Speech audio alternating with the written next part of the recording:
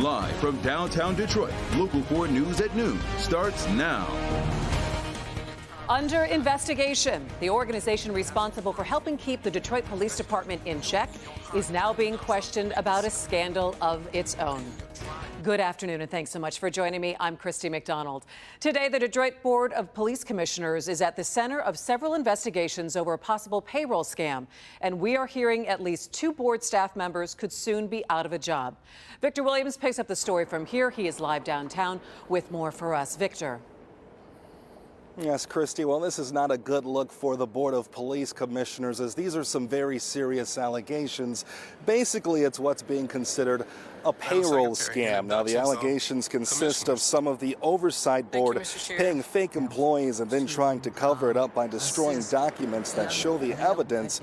Because of this, the board and other staff members are now under investigation by a few different major entities, including the Auditor General, Inspector General, and DPD's Internal Affairs Unit. Now, all of this was sparked by what's being called several inconsistencies and covered by some commissioners and staff members who wanted their colleagues held accountable.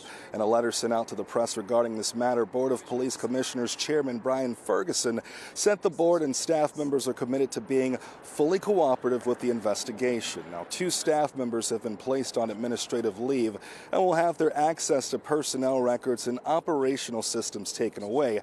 After the investigation is complete, a full report will be made available to the public. Victor Williams, Local 4. All right, thanks so much, Victor.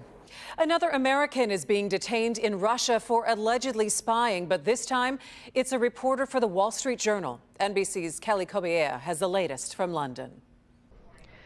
A court in Moscow confirmed the arrest of American journalist Evan Gershkovich today and ordered him held in pretrial detention for nearly 2 months until May 29th. Gershkovich, who works for the Wall Street Journal, pled not guilty in the closed-door hearing, according to Russian state media. State media also said his lawyer was not allowed inside for the hearing, and the case has been marked top secret. The Russian Security Services says Gershkovich was arrested in Yekaterinburg, that's a city about 900 miles east of Moscow, and is accused of stealing military secrets for the United States. The Kremlin adding that he was caught red-handed. The Wall Street Journal said it vehemently denies the allegations from the FSB and seeks the immediate release of our trusted and dedicated reporter, Evan Gershkovich. We stand in solidarity with Evan and his family. Gershkovich is an American citizen from New Jersey. His parents fled the Soviet Union in the 1980s. He's been working in the region for several years and speaks fluent Russian. Gershkovich likely faces a long trial, almost certain conviction, and a sentence of up to 20 years. He's the first American journalist to be arrested for spying in Russia since before the collapse of the Soviet Union. We reached out to the White House for comment on this story. They say they're in touch with the Wall Street Journal. Kelly Kobiea, NBC News, London. All right, thanks, Kelly. Detroit firefighters spent the morning battling flames at a building on Detroit's west side. Sky 4 was over the scene of Burlingame and Narden Park. That's near I-96 and Livernois. A number of fire crews were on the scene because of the size of the fire. This appears to be a vacant building, but there is no word if anyone was inside at the time the fire started. Investigators are looking into the cause. I-94 at Michigan Avenue near the Detroit-Dearborn border is back open. The freeway shut down for several hours after a Smart Transit bus caught fire. This was the scene around 6:45 this morning as flames engulfed that bus. Only the driver was on board at the time. There were no serious injuries. Detroit leaders and activists are joining forces to stop property tax foreclosures. The Coalition for Property Tax Justice announced recent victories to stop these foreclosures this year, allowing Detroit families to save their homes and get a plan in place. Now, in Detroit, we have a way to wipe out property tax debt.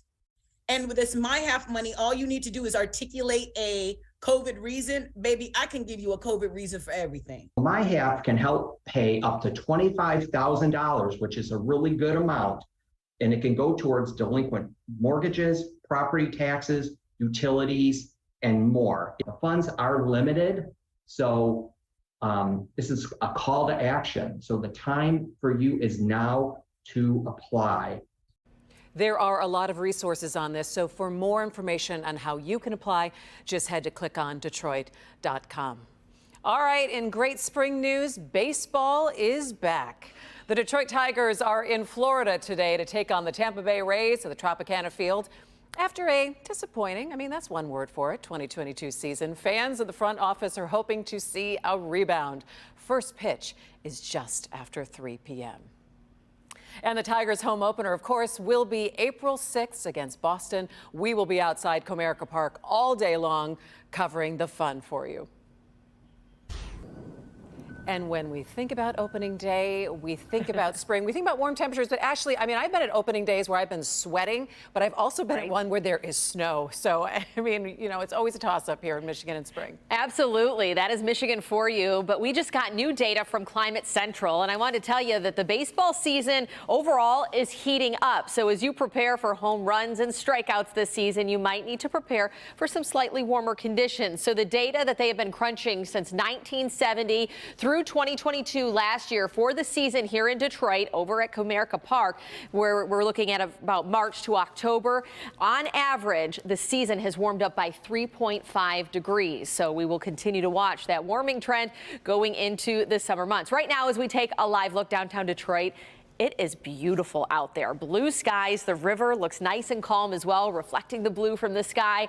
And so let's go ahead and take a look at your forecast for today. So we sit at 37 right now and 41 come 2 o'clock this afternoon. We'll top out in the mid 40s, likely more like 45, which is about 5 degrees below average. But we do anticipate a few increasing clouds ahead of our next weather maker that arrives going into Friday. So late day clouds, but we still have plenty of time to take in the sunshine. So we'll start with satellite on Exact Track. You can see we have to go all the way southwest of Kalamazoo to get some of that cloud cover. So high pressure has been building in across lower Michigan for today. But in a nutshell, this is what we're tracking for your Friday forecast: rain, wind, and storms. So throughout the morning, we will have a warm front pushing through the region. That's going to bring widespread rain showers, very impactful for the morning rush hour drive. In the wake of that warm front, we turn warmer, also going to get windy. We could hit 60 degrees. Here's the deal. We hit 60 once in January, once in February. We've yet to do it in March, and we only have one more day to try to squeak in a 60-degree day.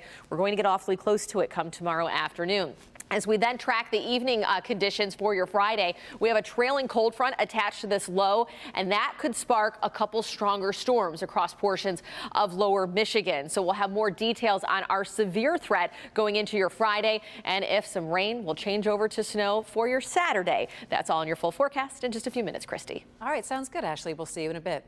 We are back in just a few minutes with an update about a major train derailment out of Minnesota. Police are telling people to leave their homes after train cars with chemicals are found inside and they catch fire.